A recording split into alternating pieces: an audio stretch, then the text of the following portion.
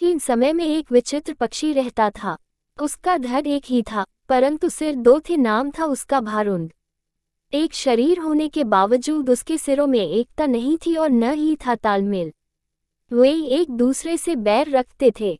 हर जीव सोचने समझने का काम दिमाग से करता है और दिमाग होता है सिर में। दो सिर होने के कारण भारुंड के दिमाग भी दो थे, जिनमें से एक पूरब जाने की सोचता तो दूसरा पश्चिम। फल ये होता था कि टांगे एक कदम पूरब की ओर चलती तो अगला कदम पश्चिम की ओर, और भारुंड स्वयं को वहीं खड़ा पाता था। भारुंड का जीवन बस दो सिरों के बीच रस्साकसी बनकर रह गया था। एक दिन भारुंड भोजन की तलाश में नदी तट पर घूम रहा था कि एक सिर को नीचे गिरा एक फल नजर आया। उसने चोंच मारकर उसे चखकर देखा तो जीभ चटकाने लगा। वाह, ऐसा स्वादिष्ट फल तो मैंने आज तक कभी नहीं खाया। भगवान ने दुनिया में क्या क्या चीजें बनाई हैं। अच्छा, जरा मैं भी चखकर देखूं। कहकर दूसरे ने अपनी चोंच उस फल की ओर बढ़ाई ही थी कि पहले सिर ने झटक कर दूसरे सिर को दूर फेंका और बोला, अपनी गंदी चोंच इस फल से दूर ही रख। ये फल मैंने पाया है और इसे मैं ही खाऊंगा। अरे, हम दोनों एक ही शरीर के भाग हैं। खाने पीने की चीजें तो हमें बांटकर खानी चाहिए। दूसरे सिर ने दलील दी। पहला सिर कहने लगा, ठीक, हम एक शरीर के भाग हैं।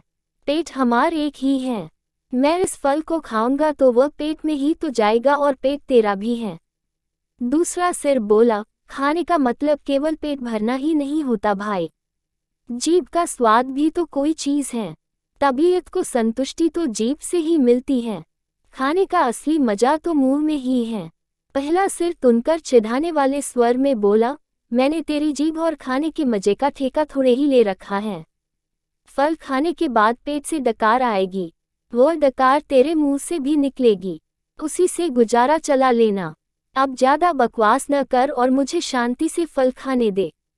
ऐसा कहकर पहला सिर चटकारे ले लेकर फल खाने लगा। इस घटना के बाद दूसरे सिर ने बदला लेने की ठान ली और मौके की तलाश में रहने लगा।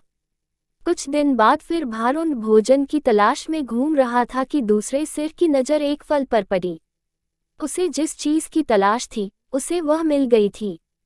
दूसरा सिर उस फल पर चोंच मारने ही जा रहा था कि पहले सिर ने चीखकर चेतावनी दी, अरे अरे, इस फल को मत खाना। क्या तुझे पता नहीं कि यह विषैला फल है? इसे खाने पर मृत्यु भी हो सकती है।